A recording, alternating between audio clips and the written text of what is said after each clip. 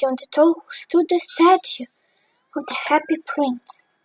He was covered in thin leaves and fine gold, or eyes he had two bright sapphires, and a flashlight shone brightly on his sword hilt. He was very watered round indeed.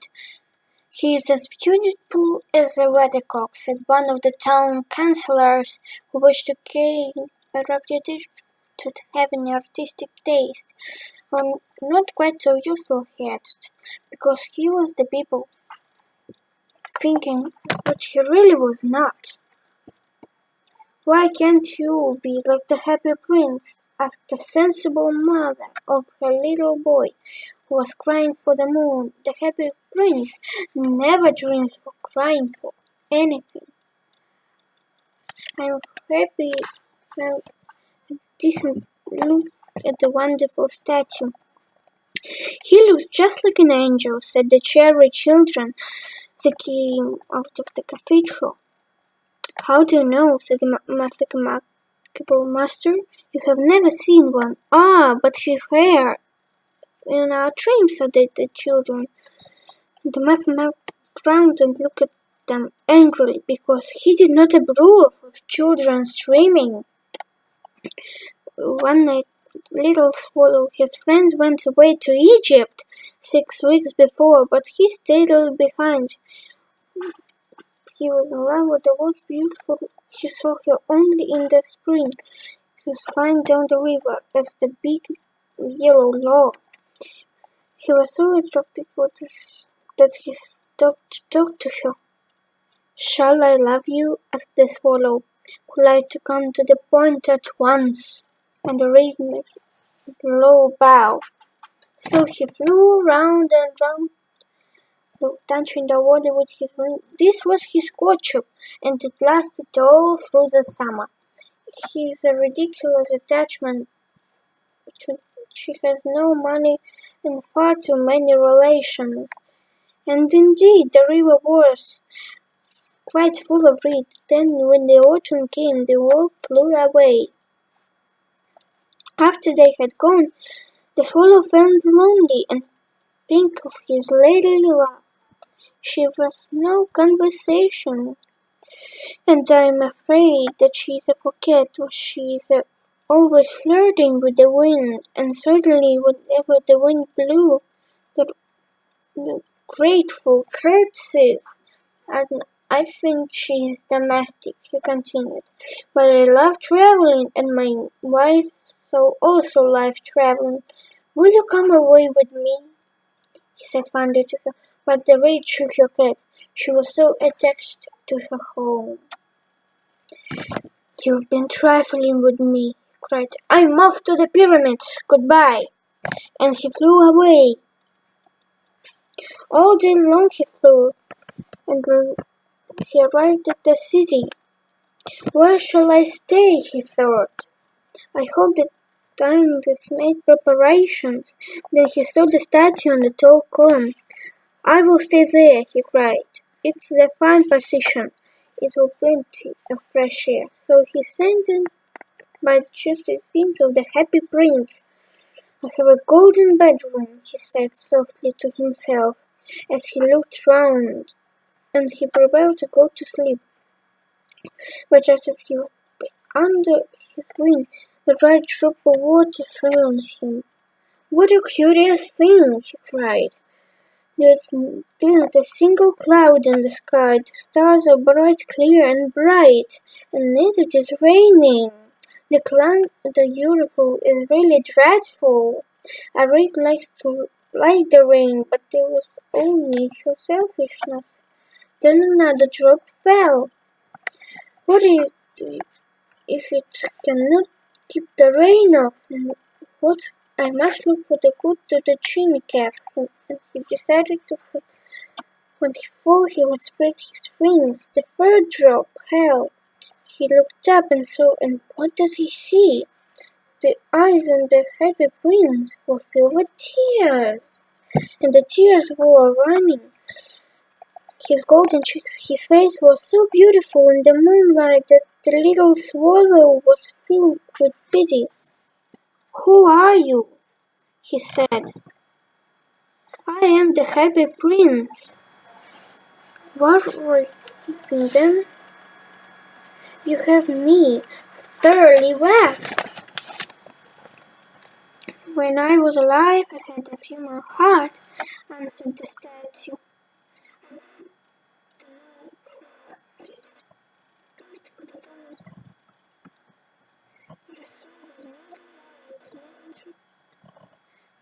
Daytime, in the evening, I led the dance in the great hall. Round the hunt, very high above. To ask what may be on it. Everything about me was so beautiful. My courtiers called me the Happy Prince. And the happy indeed I was, if pleasure be happiness. So I lived, and so I died. And now that I'm dead, they put me up here so high that I can see all the ugliness and all the misery of my city. So my heart is made of lead, but I have no choice but wait. What, is he not solid gold? Said the swallow. He was too late to mock so loud. Far away, continued the stand in low musical voice. Far away in Little Sweet there is a poor house. One of the windows is open, and through it I can see a woman sitting at the table. Her face is thin and warm. She has coarse red hands, all pricked by the needle. She is a seamstress. She is broiling passion flowers for the satin gown, for the loveliest with the queen's maids around it, to wear the next court ball. In the bed in the corner of the room, her little boy is lying ill. He has a fever, and he is asking for oranges. His mom but river water, so he is crying. Swallow, swallow, little swallow, do not bring the ruby out of my sword. My feet are fixed to this pedestal, and I cannot move. I want it for in Egypt, said the swallow. My friends are flying down the Nile and talking to the large lotus flowers. Soon they come to sleep on the throne of the great king, they himself in the spitting coffin. Swallow, swallow, little swallow, said the prince. Can't you send me for one night and be my messenger? The boy is so thirsty, and the mama is so sad. I don't think I'd like boys, answered the swallow. Last summer, when I stayed on the river, there were two rude boys, the miller's sons, who were always throwing stones at me. They never hit me, of course. We swallows fly far too well for that, but still it was a mark of disrespect. But the happy prince looked so sad. But the little swallow was sorry. It is very cold in here, he said, but I will stay with you one night and be your messenger. Thank you, little swallow, said the prince. So the swallow picked up the great ruby from the prince's sword and flew at the roofs of the town, passed through the cathedral town, the mouth of angels was. He passed by the palace and heard the sound of dancing. A beautiful girl came out of the balcony with her lover and said, "How wonderful the stars are," said her. "How wonderful is the power of my love. I hope my dresses were ready in time for the court ball," she said. "I found all red passion flowers to be embroidered on it. But the seamstresses are so lazy." The swallow passed over the river and saw the lanterns hanging on the masts of the ships. Passed over the river and saw the old Jews bargaining with each other and weighing after money with copper scales. At last he reached the poor house. Then the boy was lying ill in bed. The mother was sleeping. She was so tired. The swallow laid the great ruby on the table. Then he flew gently around the bed, filling the boy's forehead with his wings. "How cool I feel," said the boy. He must be getting better. And he fell asleep. Then Swallow flew back to the prince and told him what he had done. "It's curious," he said, "but I'm feeling quite warm now. But though it is so cold." "This is the good action," said the prince, and the little swallow began to think. And then he fell asleep. Thinking always made him sleepy. When day broke, he flew down to the river and had a bath. "What a volcano phenomenon," said the professor in volcanology, when he was passing over the bridge. "A swallow in winter!" And he wrote a long letter in the newspaper. Everyone quoted it. It was full of so many words they could not understand. "Tonight I go to Egypt," said the swallow, and he was in the good mood at the prospect. He visited all the Banglat monuments, set a long chime at the top of the church. Wherever he went, the sparrows said to each other, What a distinguished stranger!" So he enjoyed himself very much. When the moon rose, he flew back to the happy prince. "Have you any messages for Egypt?" he cried. "I'm just starting." "Swallow, swallow, little swallow," said the prince. "Can't you stay with me one night longer? I'm waiting for in Egypt," asked the swallow. "Tomorrow my flames will fly up to the second camera. The river boy sets the outer bulrush and another great brighter throne," said the god Memnon.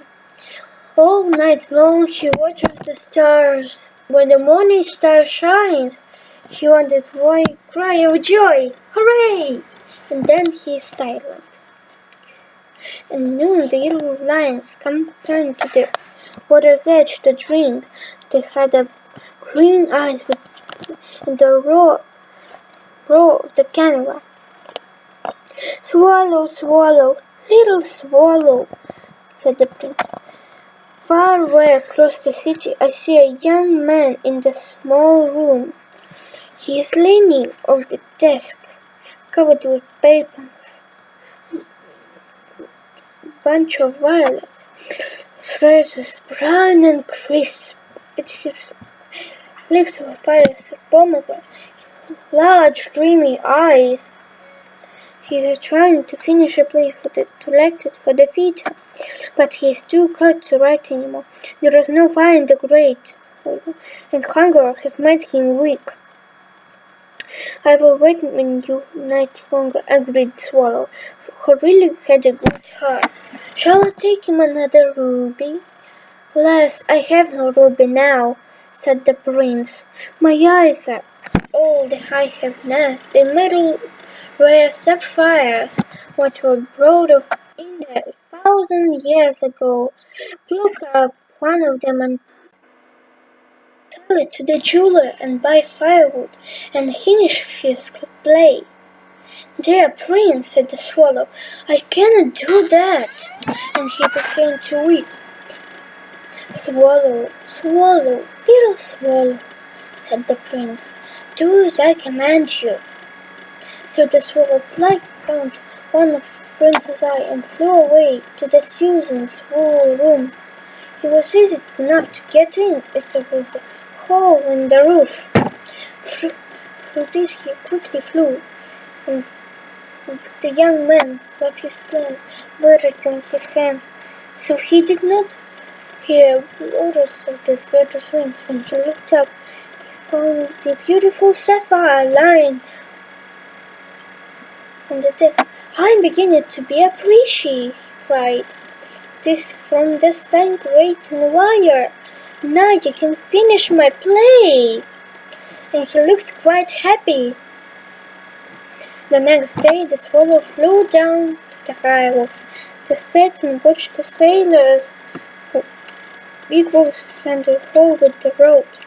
"Heave ahoy!" they shouted as each passed came out. "I'm going to Egypt!" cried the swallow, but nobody paid much attention. When the moon rose, I've come to say goodbye to you, cried. Swallow, swallow, little swallow, cried it. Can't you stay with me one night longer? It is winter, answered the swallow, and the true snow will soon be here. In Egypt the sun is warm on the green palm trees. The crocodiles lie in the mud and look lazily tired. My companions build a nest in the temple of Bode, and the pink and white doves are watching them and cooing to each other. Dear Prince, I must leave you, but I will never forget you. Next spring I will bring you 2 beautiful jewels, the place dolls you've given. The ruby shall be redder than a red rose, and the sapphire was blue as it. In the square below, said the prince, I've 10 little girls who sell matches. His matches let us find got it all spoiled. Her father will beat her if she's not also money, and she's crying. She's no shoes or stockings, and her little hand is bare. Like out my other eye, the father will not leave her. I will stay with you one night longer, whispered the swallow, but I cannot lick up your eye. You will be completely blinded. Swallow, swallow, little swallow, said the prince, do as I command you. So he plucked the prince's other eye and flew with it. He found the match girl and slipped the jewel in. What a lovely bit of glass, cried the girl as she ran home laughing. Then the swallow came back to the prince. You are blind now, he said, so I will stay with you always. No, little swallow, answered the poor prince. You must go away to Egypt. I will stay with you always, said the swallow, and he slept at the prince's feet.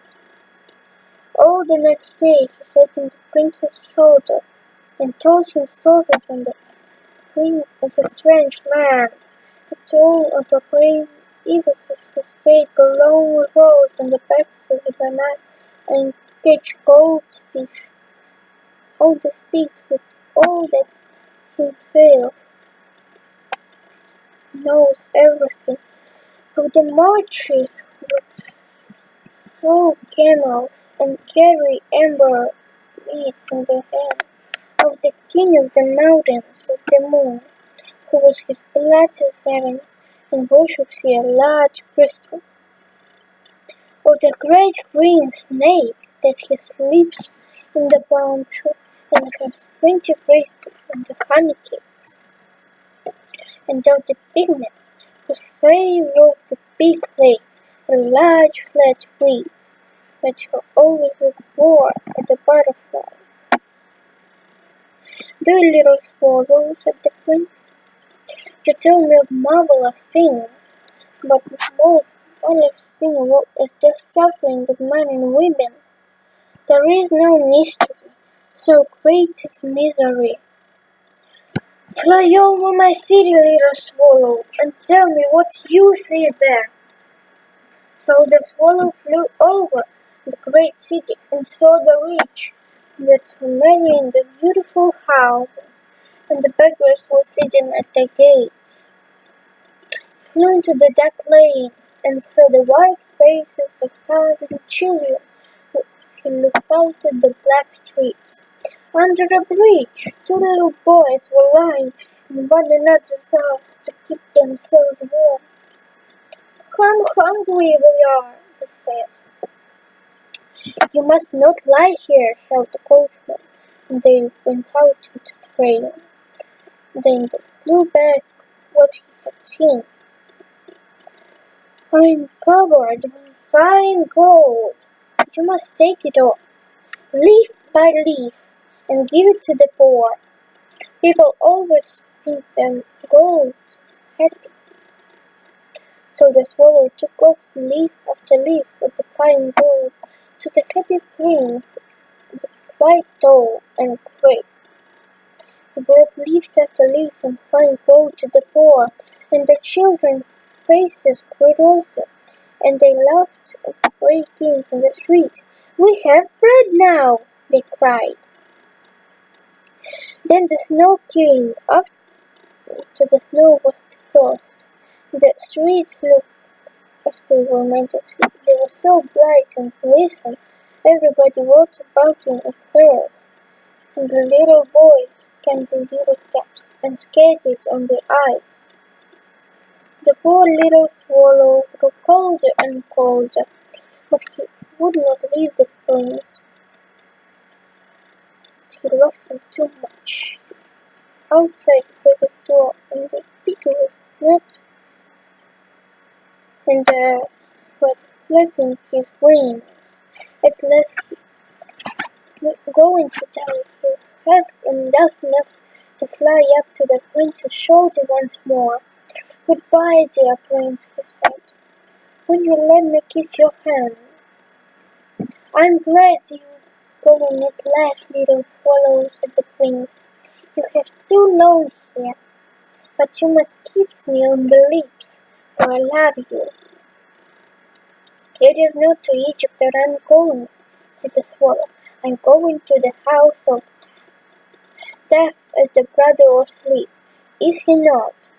And he kissed the happy prince on the lips and fell down dead at his feet. One moment the curious flag was its sound had broken. This in fact was that the little heart was broken too. It certainly was a dreadful hard frost. Only the next morning the mayor was walking in the square below when the town councillors, as they passed, calling, he looked up at the statue. "Dear me, how shabby the happy prince looks!" "So shabby indeed."